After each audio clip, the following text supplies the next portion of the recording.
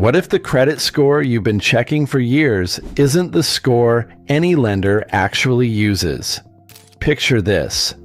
You've never missed a payment, not once in 6 years.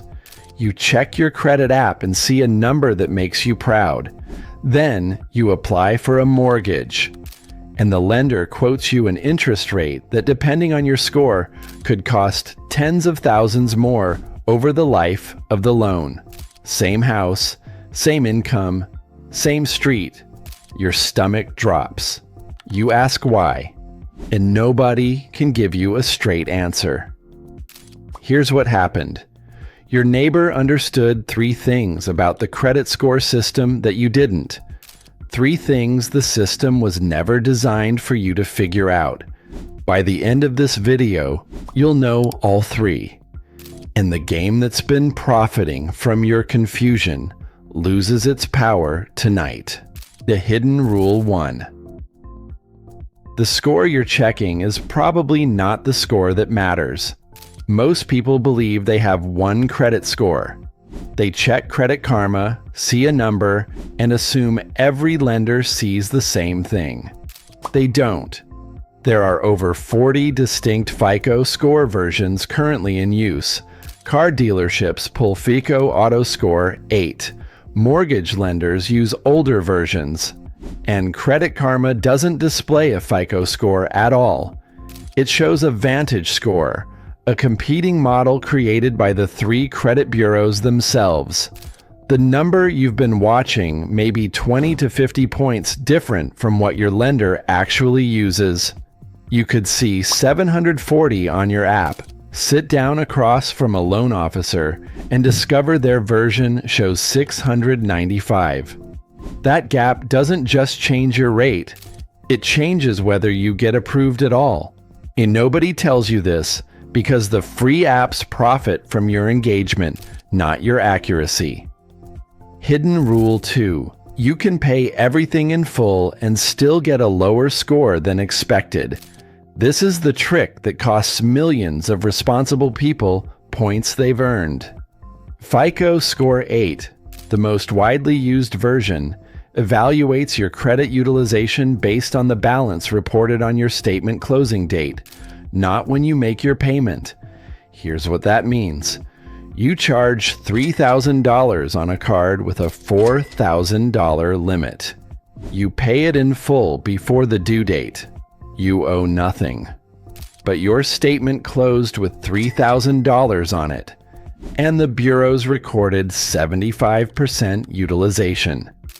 Your score may have dropped, even though you did everything right. FICO's own data shows the highest scoring consumers maintain utilization below 10%. And the fix requires 0 additional money. Pay your card down to below 10% before the statement closing date. That's the date your billing cycle ends, usually printed on your statement. Typically a few weeks before your payment due date. One timing change. Same spending, same payments. Your next credit report shows a fundamentally different picture. No bank, no lender, and no credit card company has any incentive to explain this. Because your confusion doesn't cost them anything. It costs you. Hidden rule 3. The algorithm wasn't built to measure your responsibility. FICO was designed to predict risk for lenders, not personal financial worth. The FICO score was created by the Fair Isaac Corporation in 1956 and entered mainstream lending in 1989. Before FICO, whether you got a loan depended on your race, your neighborhood, your relationship with the bank manager. The algorithm replaced personal bias with mathematical consistency. But the system was designed to serve lenders, not borrowers. Its purpose was never to help you build wealth. It was to predict how likely you are to default, because your default is their loss, and your interest payments are their profit. Studies have shown that the algorithm may misclassify young, low-income, and minority borrowers as higher risk. Not necessarily because they're more likely to default, but because the system rewards behaviors requiring pre-existing credit access. If you've never had credit, the algorithm scores you as risky, but you can't build credit without access. And you can't get access without a score. Some groups may be disadvantaged due to structural factors in access to credit, not because of their actual financial behavior. If you've ever felt like the credit game was harder than it should be, you're not alone. The system's design creates barriers that many borrowers never see coming. Now, how to work within a system that wasn't built for you.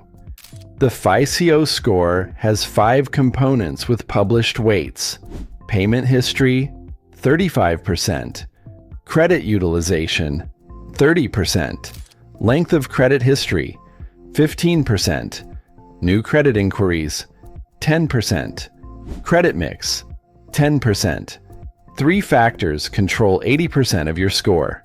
Every one of them can be strategically improved. Start with errors. Studies have shown that a significant number of credit reports contain mistakes. Accounts that aren't yours, balances reported wrong, payments marked late that were on time. You go to annualcreditreport.com tonight. Pull all 3 reports, free. Review every account. If something is inaccurate, file a dispute. The Bureau has 30 days to investigate. If unverified, it must be removed. Successful disputes can sometimes result in meaningful score improvements.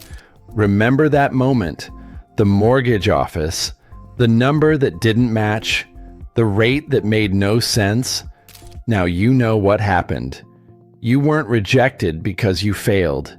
You were scored by a system you couldn't see, using a version you'd never heard of, playing by rules you were never taught. You did everything right inside a game whose instructions were hidden. Now you have every instruction. The score doesn't measure your worth, but starting tonight, it no longer measures your confusion either. Go to annualcreditreport.com. 10 minutes. When you see your report, maybe for the first time with eyes that understand, you'll know something most people never learn. The game has rules. You just learned all of them. If this gave you what no bank ever would, subscribe. Tell me in the comments, what's the first move you're making this week? The moment you pull that report, you stop being someone the system confuses and start being someone who plays it back.